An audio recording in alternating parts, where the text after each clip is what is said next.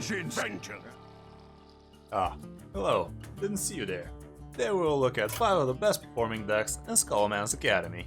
The new expansion hit the meta like a horse, and there are plenty of strong and even overpowered things to climb ranks with right now. In this video, I will give you an overview of each of these 5 decks, its win rates, a mulligan guide, and if it's probably gonna get nerfed anytime soon. At the end of this video, I will also talk about other good archetypes that I didn't mention in this video, so don't worry too much if you didn't see your favorite archetype here. Hope you enjoyed the video. A like and a subscribe would really be appreciated. A staggering 75% of you guys haven't subscribed to the channel, so it would really be amazing if you do so. Thank you in advance. And now, let's get into the video.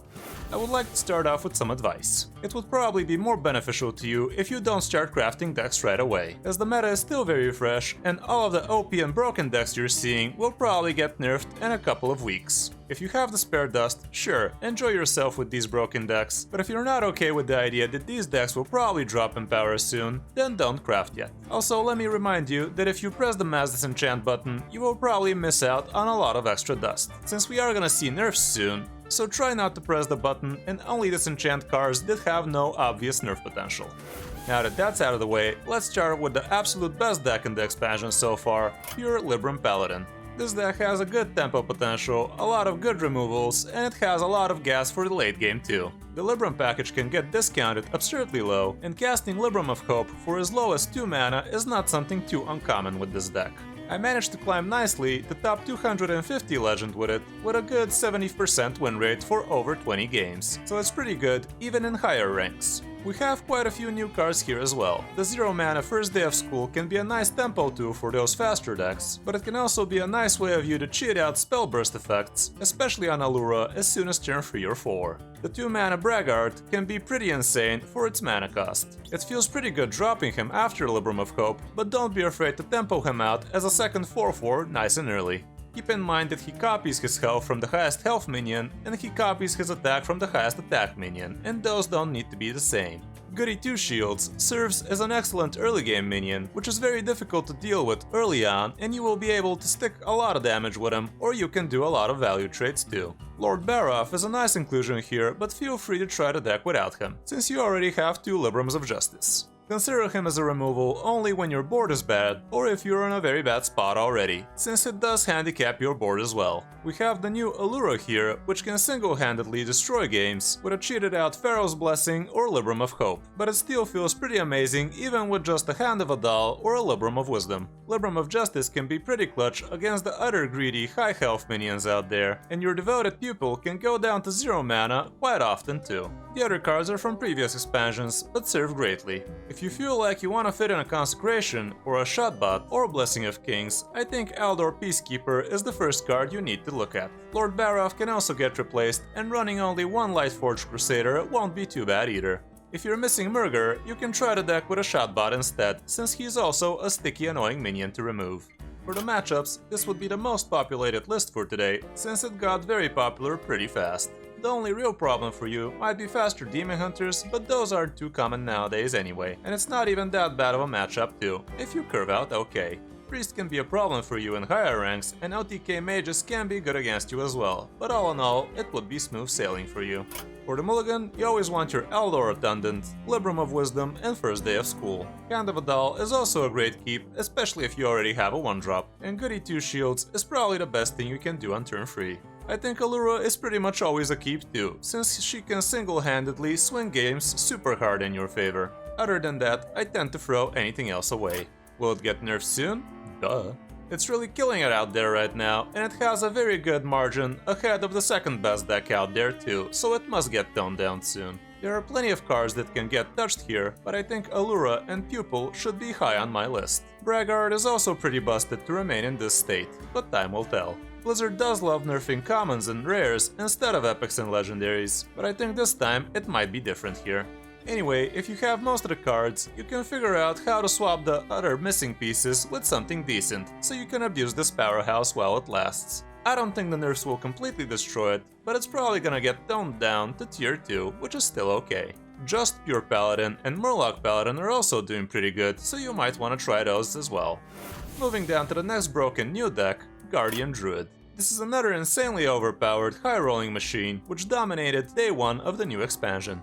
It's abusing the new mana cheating from Bloom to get those guardian animals out early, which either draws you an absurd amount of cards, clears the enemy board, or taunts you up nicely, or all of the above, for some early survival of the filthiest combos as soon as turn 4 or 5. There are plenty of things you can do with this deck, but you should always be asking yourself if it's worth doing them yet. For instance, a lot of people ramp super early into nothing, wasting their blooms and coins and leaving themselves without any Kel'Thas generators. When you're cheating out ramp, you want to be ramping into something and not just do it because it feels good or it looks cool. You have to plan your turns in your head and play accordingly. The deck is not too punishing to misplays, but if you want to climb really high, you have to strive for perfection. Nature Studies gives you a discount on your next spell, so make sure not to waste it on a 0 mana gain, because that would be pointless. Using it on turn 2 for instance will let you easily overgrowth on turn 3, and you can even hit more ramp from it, so keep that in mind. Be careful not to waste your spell burst from Gidra using it with a 0 mana spell afterwards, so instead use your coins first and then play Gidra and use the spell you want to buff her with. Keep in mind that if you're cheating out high cost spells for 0 mana, your defenders will not activate, so sometimes it would be better to use your spell for full price just so you can taunt up for free instead. There are versions without Kel'Thas but Mount Sellers instead, but it's up to you to decide which feels better for you. Speaking of Kel'Thas, remember that if you can Bloom and coin him out on turn 4, you can cast a free spell after you play him on that same turn, since the text doesn't say that he has to be on the board for it to work. This way, you can cheat out survival or animals as soon as turn 4, and that is pretty busted. Just make sure not to get baited into trying to coin him out with free spells, because that way the 4th spell will be at full price. For the matchups, Libram Paladins and Priests destroy you, but you will be very strong against most of the other decks. Fast strokes can be a problem for you as well, and you can't do much if an OTK mage clicks against you too. But all in all, you should be doing really well with this one for now. For the mulligan, Overgrowth is your best keep, and Nature Studies is pretty good for you too, since it helps you curve out nicely. Keeping Innervate and Lightning Bloom can also be pretty good for you, especially if you already have Kel'Thas or animals or even Overflow. Gidra can be a nice keep against faster decks, but you can even try to tempo her out against some slower decks too. This is another deck high on the naughty list, and I do believe it's gonna get nerfed pretty soon. Lightning Blue is such a busted concept, and I'm not sure how exactly Druid and Shaman will remain balanced in the next expansions if that card remains the same. Guardian Animals might get bumped in the mana section, and maybe even Overgrowth will get pushed to 5 mana. Technically, Kel'Thas might also get touched, but if that happens, people will just switch over to the Mount Seller version. The deck is doing too good, and even if it didn't have such a high win rate, I still believe that Blizzard should do something about it because of its high rolly potential. It just feels too disgusting to lose to its high rolls, and I do believe it's gonna get toned down pretty soon. Token Gibberling Druid is also trying to make the cut, but for now it's the less dominant variant. The third deck here naturally has to be good against the above decks, so now let's talk about Highlander Priest. This class tends to not care too much against early high rolls, because it deals with pretty much anything fairly early. It has all of the removals it requires as long as it's Druid, so it's very hard to play against them, and it's always 50-50 to do something against them too. Games with this deck tend to be slow, but I guess a slow win is better than a fast loss.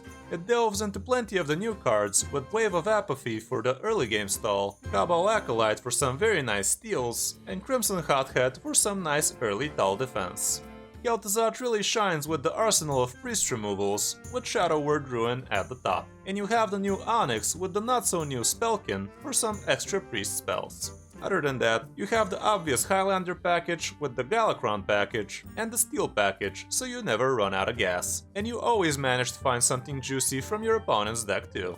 It has a very high skill cap, and you really need to think hard how to manage all of the possible synergies it can offer you. The matchups speak loud and clear why we have this deck in the top 5. It's just great against the 2 most dominant decks right now, and that's more than enough. Not too many stats here, since it's an expensive and slow deck, but if you have the dust, time and skills for it, it can definitely take you to top 1000 legend. For the mulligan, you usually want to be looking for your Imprisoned Fiend and Zephrys for sure. Renew and Disciple are also pretty good keeps early on, and you can even tempo out a Mind Flayer too. Depending on the matchup, you can keep some removals like Breath or Shadow Word Death or Penance, and pulling off an early Cabal or Crimson can also be pretty good for you. Against slower decks, you can even keep Soul Mirror for some good removal, and you can keep Galakron so you start generating that value. Do I expect this deck to get nerfed? Probably no. Priest will always feel horrible to lose to just because it gives you the sense that it has all the removals in the world. It definitely takes a lot of skill to pilot it optimally, but it will always be the class that most people will love to hate. It's pretty expensive, but if you feel like you enjoy its playstyle, I think it would be worth the investment for you.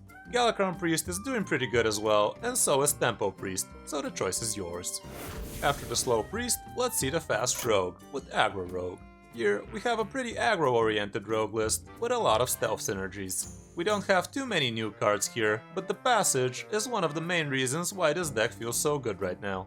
It gives the deck that extra steam that the deck really needs after it runs out of cards, and you can even use it just when you're looking for that lethal instead, since you will get your old cards back if things don't work out. The new Sneaky Delinquent is also in this deck for some extra stealth, but other than that, the deck is relying pretty much on the old sets. We have 2 saps and a plague, so you can deal better with the big boys from the other best decks right now, and you have a ton of reach and burst too. The only legendary here is a Kama, and you can definitely switch it for something cheaper and probably better. The free 4 stealth body is great and all, but the prime you get afterwards is not exactly what you're looking for with a deck like this, even though it might feel good in some cases. The Scorpid is a pretty nice inclusion, since it either removes something and goes stealth, or you can use it as a 2 damage finisher instead. The matchup section isn't too populated, but the most important matchups are fine for you. Priest can be a problem since it does remove a lot and it heals a lot, but against most of the other decks you will be too fast to handle. For the mulligan, you want your good 1 and 2 drop stealth dudes, Sage and maybe the Slayer.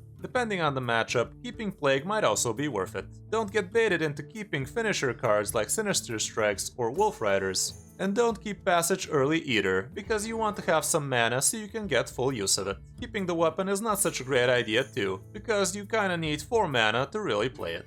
Will this deck get nerfed? Probably no. It's a fast deck, and it does punish the slow, greedy, and unrefined decks out there, but I don't think we will see a nerf on it, at least in the first wave. There are plenty of other rogue lists out there with a lot of the new cards included, but this one is doing pretty good and it's pretty cheap, so I think it's a great deck to share with you guys. And the last featured deck in this top 5 is gonna be Spell Damage Mage. Mage finally went back to its roots, and now it's doing what it was meant to be doing all along. The deck utilizes a ton of the new cards, and it consists of more than a third of them. The new Lab Partner has great stats for its mana cost and unlocks the synergies with spell damage. Getting the extra gas from Cram Session is great, and you can get some pretty nice random spells from the Mana Cyclone too. Shimvala is also here for that extra board presence, and it's a pretty hard body to remove early on, so don't be afraid to tempo it out. Firebrand makes for a good early game board removal for smaller dudes, and Mazaki is the real MVP here, with a lot of damage potential. You can chain a ton of damage with her if you get to the mid game, and if you get to combo her with your apprentices, things get pretty ugly. It's not an easy deck to pilot, but it's fun and most of the time rewarding. Hunters will be a problem as usual, and priests aren't too good for you either. The new Soul Demon Hunter can also pose a threat, but all in all, you are either close to 50% or pretty above it against most of the other decks. For the mulligan, it's kind of awkward, because you don't really want to be using most of your cheap cards in the early game. Violet Spellwing is definitely a good keep early on, so you get an extra missile, and keeping Lab Partner is also pretty good, so you can unlock your spell damage shenanigans. Spellbrand can be a nice early game control tool, and Shimvala can help you tempo out somebody on the board. Don't get baited into keeping your Mazaki and Mana Cyclone early, since you will need to have a lot more mana to really benefit from those. Keeping Ray of Frost against faster decks might also be pretty beneficial for you, and Primordial Studies can help you curve out easily, although it's a pretty good combo tool for later.